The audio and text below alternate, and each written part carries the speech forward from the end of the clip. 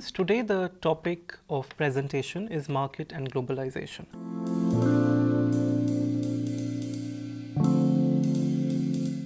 We're going to try and understand the phenomena of markets and how sociology tries to understand market as a social institution.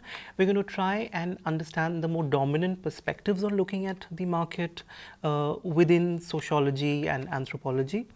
We will also, very importantly, try and understand the central role of market in globalization and the importance of neoliberal ideologies which have altered the way in which we understand the functioning and role of markets in contemporary society. I would begin by stating that there is a difference in the way in which the discipline of economics and sociology look at the phenomena of the market. They don't see it in the same way. Now, within economics, markets are seen as mechanisms of demand and supply. They are considered to be self-regulatory, which is that they are capable of reaching an equilibrium on their own. They are envisaged as spaces of free and fair competition and means of achieving economic freedoms. So they are conceived as a coordinating, self-regulating mechanism that caters to both individual as well as collective interests by allocating resources and determining prices. So there is this idea that if you let the market function on its own, it's going to ensure the good of all individuals as well as the good of the entire society, right? So this goes with the idea in economics that markets do not really need constraints or regulation from other social institutions, most dominantly the state, to actually be effective and to lead to economic benefits. So if markets are led to function on their own, they are capable of performing regulative functions by themselves.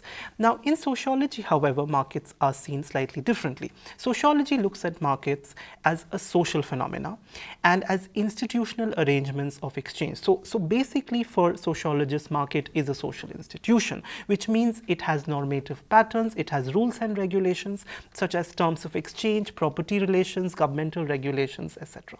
Right? Markets are also seen as forms of action, relationships, and networks. Now, say for instance, for Weber, market is a form of economic action which is contingent on relationship between actors. So in a market, any action is directed towards other prospective buyers and sellers who are interested in transacting.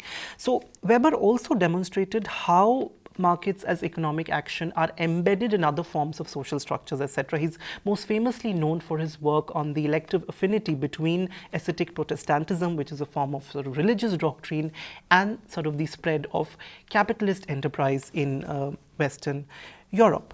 Now, sociologists also tend to conceive of markets as structures and subsystems, right? So, particularly functionalists like Talcott Parsons, they see that, market is one institution and, among other institutions, which perform very important functions for society. So if for a society to survive, there are certain functions that institutions must perform. For Parsons, they are fourfold, which he calls functional imperatives. They are adaptation, goal attainment, integration, and latency.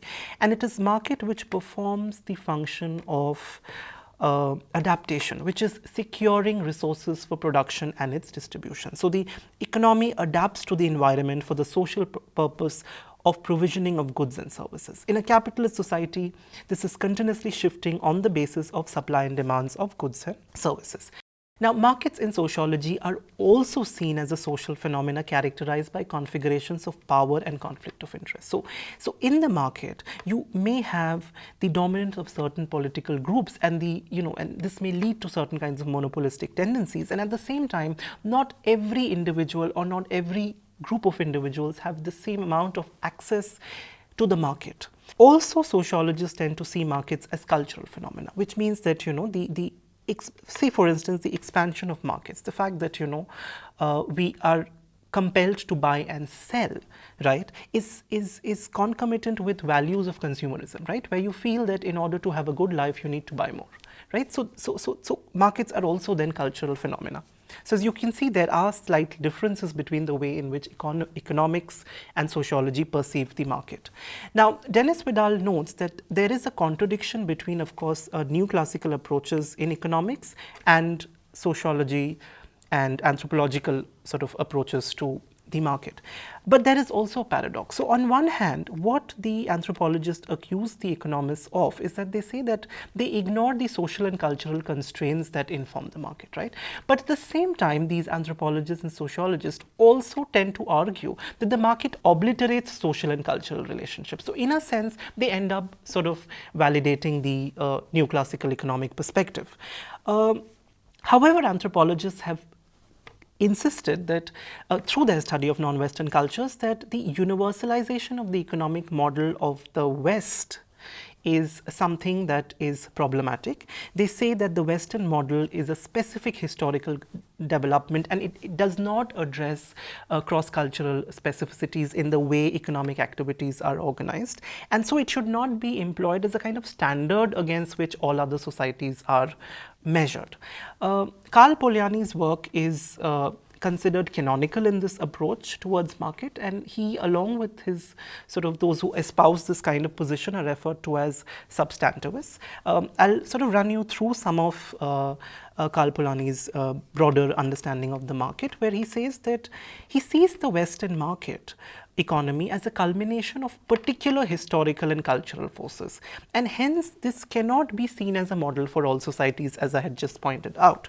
Now, Polanyi distinguishes between two forms of economies, the embedded and disembedded economies. Now, in a disembedded economy, the economic sphere becomes a distinct domain which is separate, segregated, insulated from the rest of society, right? And the idea is that this domain has its own set of laws which is separate from other institutions like politics, religion, family, and other aspects of society. Now, the Western capitalist society is based on an idea of the market where everything is a commodity with prices which are based on demand and supply. Now, the market is dominated, according to Polanyi, by two distinct motives. One is hunger, which is demand, and the other is gain, which is the desire of supply. Now, the exclusive emphasis on only these two motives, that is hunger and gain, actually lead to the distinctiveness of the economic sphere in Western societies. And individuals, in order to survive in sort of such a setup, have to buy commodities from the market with the help of the incomes that they earn. Now, how do they earn their income? They earn their income from selling of other products. Now, which includes one's own labor, because labor is also brought and sold in, a capitalist market. So all incomes effectively derive from sales, and all sales eventually contribute to production. So this is how the system operates. Now, hunger and gain, while they are the two dominant motives, it's important to understand that they are no more economic than, say, for instance, the motive of love, hate, prejudice, right? And which can also be employed by sort of societies in order to survive and sustain themselves. So, and this is what Karl Polanyi points out, that if you look at Western context, then their economy is structured very differently. It is not a distinct domain. In fact, it is embedded in other social institutions, right? So here the motives of gain and hunger do not become preponderant. So he calls non-Western economies embedded economies. Why? Because production in such societies are enmeshed with kinship, religion, and other social domains. Again, a classic example that he provides is of the Trobriand islanders who, where the fundamental principle is not of the market, but it's the principle of reciprocity and gift giving, which is central to agricultural production in society. So sharing of resources among the Trobriand islanders is contingent on kinship relations and obligations, and they are not driven by distinctively economic motives.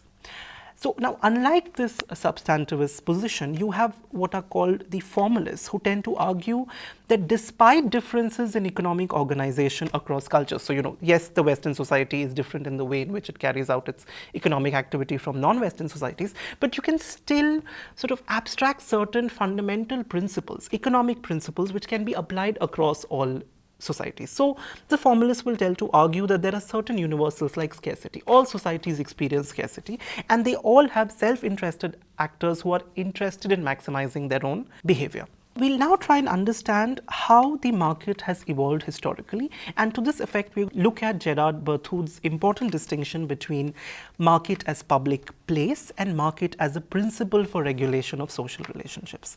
Now, for Berthoud, the market as a place is a bounded, situated phenomena that is clearly separated from ordinary life. Now, what are the general characteristics of a marketplace? He says that it is generally located from, at a distance from the inhabited area. It is a neutral meeting place. It may be located in the periphery, but now sometimes what happens is that the marketplace may not be located in the periphery, but it is still seen as a lesser form of activity. It is seen as a debased form of activity. In the marketplace, individuals are free and self-interested, and rules and obligations that would limit individual action in the community are no longer applicable. What basically this means is that, individuals are influenced by social institutions, right? But when you enter a market, the hold of these institutions and the kind of obligations that are expected out of this are sort of kept at bay in the marketplace. So they are liberated from community ties and cultural constraints and become strangers. They transact with other strangers basically for mutual advantage. So the marketplace of principle of free individuals buying and selling commodities at competitive prices is contained within the marketplace. So the marketplace is a space where the market principle and the market mechanism operates, right? Now, Berthoud notes a historical shift where the market principle, which is initially contained in the marketplace, gets more generalized and becomes a way in which the entire society regulates and operates, right? And this happens in the late 18th and the early 19th century, that market systems are transformed, and this happens when both products and factors of production become commodities, which means that goods and services become commodities, and factors of production, that is labor, also becomes a commodity, as I had previously pointed out. Now, Berthoud notes a sequential evolution of markets, right? It's not exactly linear, but it happens in a sequential order. So he says initially you have societies which have a marketplace which contain and limit the market principles. So say for instance among the Hausa in Nigeria, you have a specific marketplace where people of different ethnic origin come and buy and sell, and then they go back to their sort of villages and towns, and which are informed by the traditional social structures, etc. Next, in the historical evolution of market, you have societies where economic activities are not necessarily taking place within limits or only in the marketplace, but those who engage in mercantile activities, the people who engage in it, are considered to belong to lower categories or groups of society. They are generally foreigners, strangers, or they are tolerated but deprived of social status. So the idea that economic activity, mercantile activities, activities related to the market are seen as lesser. They are sort of seen as inferior forms of social interaction. And examples of the second stage include ancient Greece, dynastic China, and European Middle Ages of the second stage. In the final stage, you have the economic modernity, which is what you see in Western societies, where the market is viewed as an important integrative source and is, of course, the way in which the capitalist system sort of reproduces itself. And all limits to its expansion becomes unacceptable, which means by the time of economic sort of modernity, there is a consensus that market is an important way of regulating, coordinating societies, and the fundamental way in which economic development can take place.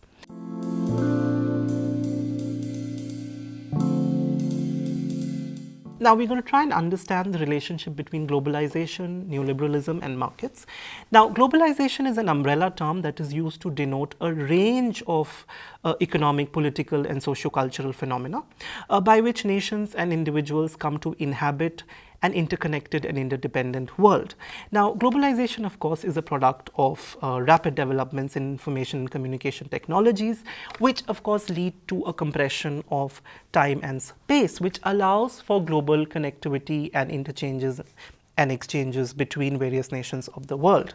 Now, we are, of course, however, going to focus on a very specific aspect of globalization. Globalization has political, social, cultural dimensions. We're going to look at economic globalization specifically, which is linked to the spread of capitalism, so it's associated with global capitalism and the global expansion of markets and an international division of labor.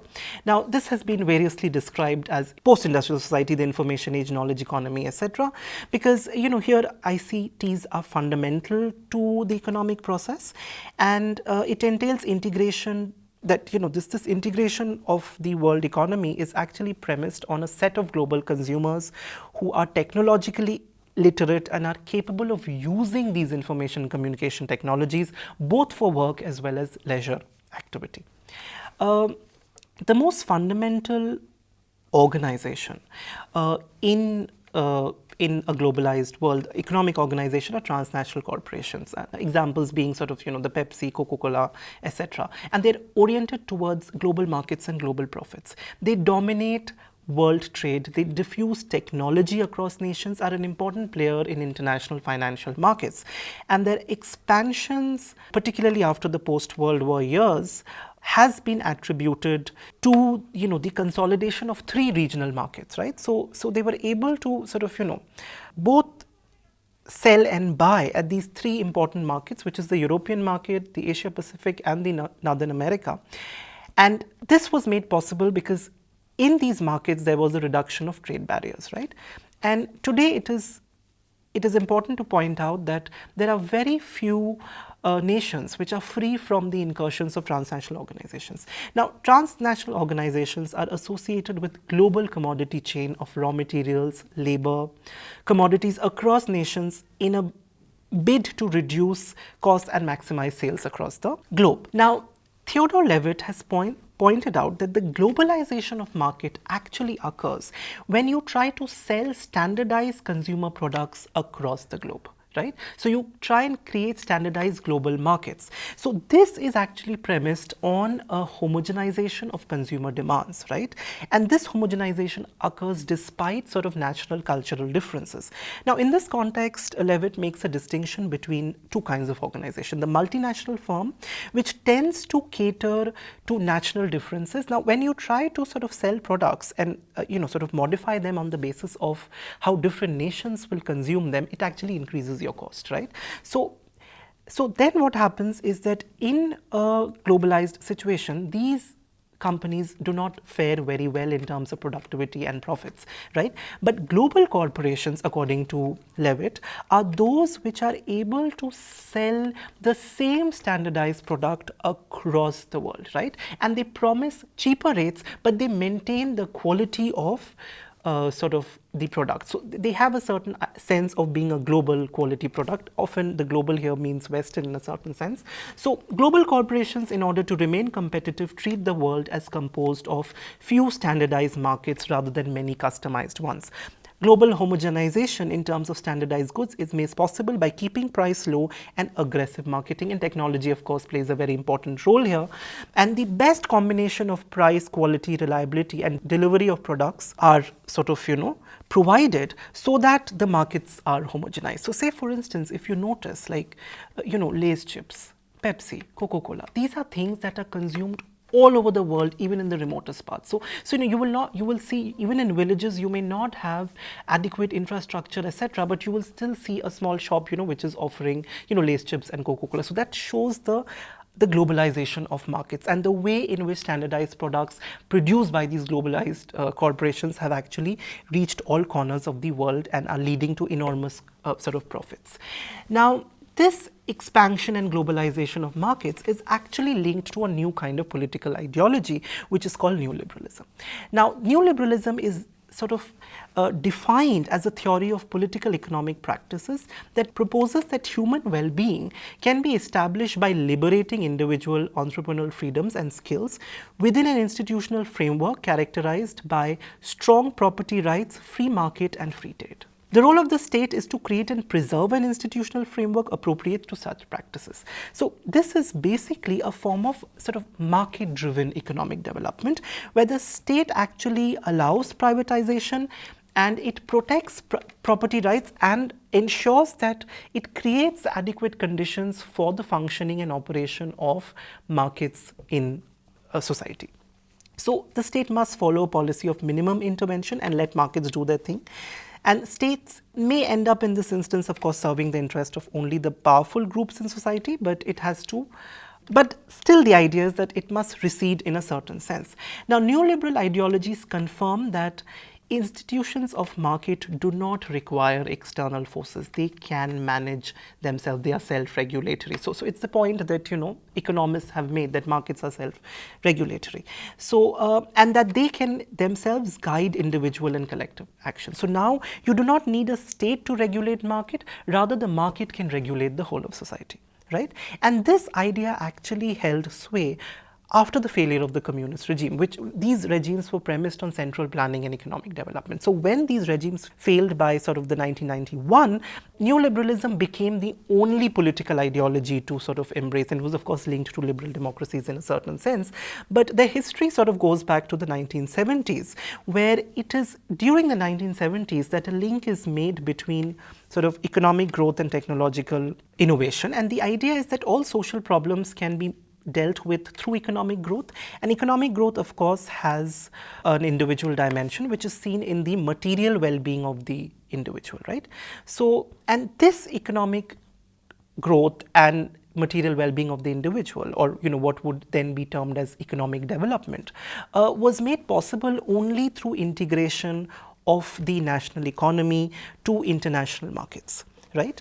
And this is what neoliberal basically means, that connecting, you know, local markets to national markets, connecting the national market to the local market. So it's the globalization of markets, as Levitt has pointed out. Now, however, what led to this understanding of neoliberalism? So we have to go a little back in history to understand this, because between the 1950s and 1970s, there was actually a lot of regulation of markets by states.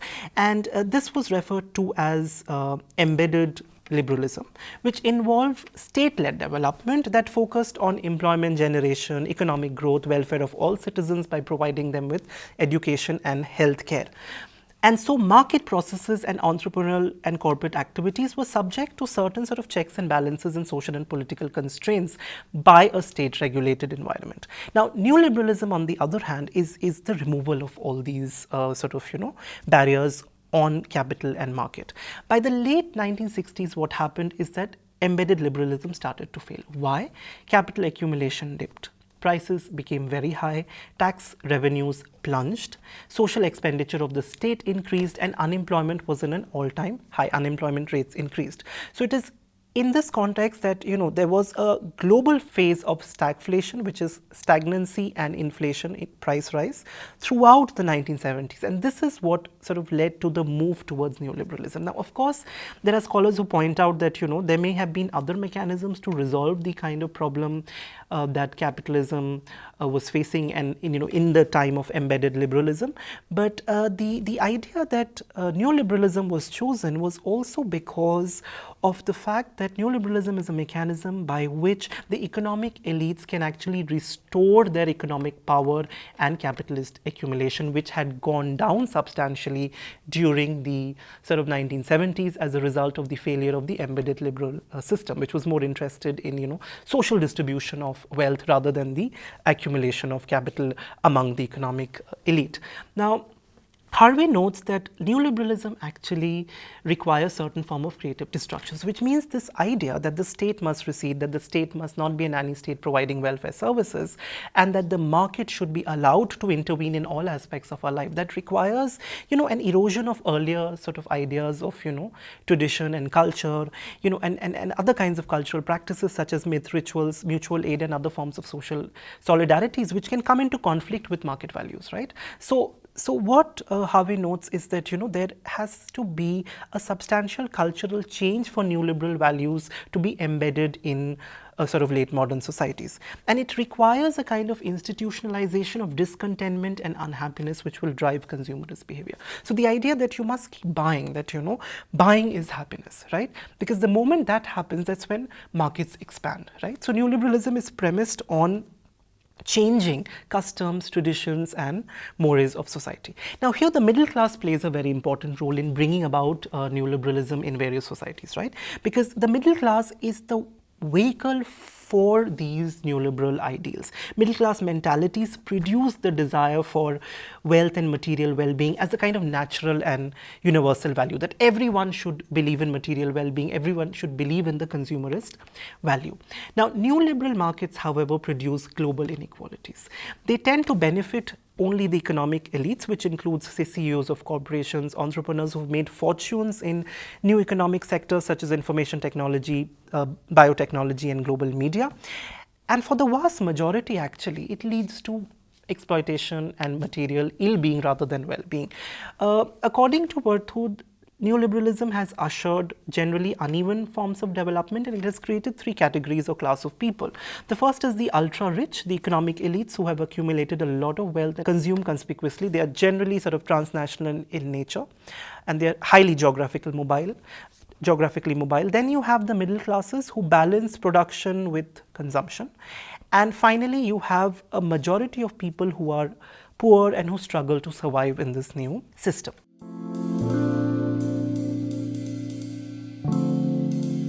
To conclude, what I want to say is that this process of deregulation, which is basically the privatization and the withdrawal of the state from responsibilities of cultural regulation, which then becomes subject to sort of market forces, has led to certain forms of cultural homogenization, right? And the spread of American and Western values, that drive the globalization of markets, so that, you buy certain goods and products that are produced by transnational corporations in the West, or say, in certain Asian countries like Japan, etc. Now, what Stuart Hall here is trying to point out is that when we think of deregulation, what we think is that the state recedes and hence market freedoms are permitted, right? And we think of market is equal to freedom and state is equal to regulation and unfreedom. So we create this dichotomy that market leads to freedom, states lead to unfreedom. And here Stuart Hall is pointing out that even when we say that neoliberalism is associated with market freedom, etc., markets are not free in at least two senses. Firstly, that the market cannot operate on its own, but it requires a certain set of social and cultural conditions of existence, which has to be provided by the state in some sense. And secondly, the market itself starts to function as a regulating mechanism by producing winners and losers, as it were. And it also produces managerial and organizational culture that involves rules, procedures, and internalized goals. So then Stuart Hall is very clear in pointing out that this shift from state-led to market-led development is actually not a shift from, unfreedom to freedom. Rather, it's a new form of regulation. We're simply shifting from one mode of regulation to another mode of social regulation, right?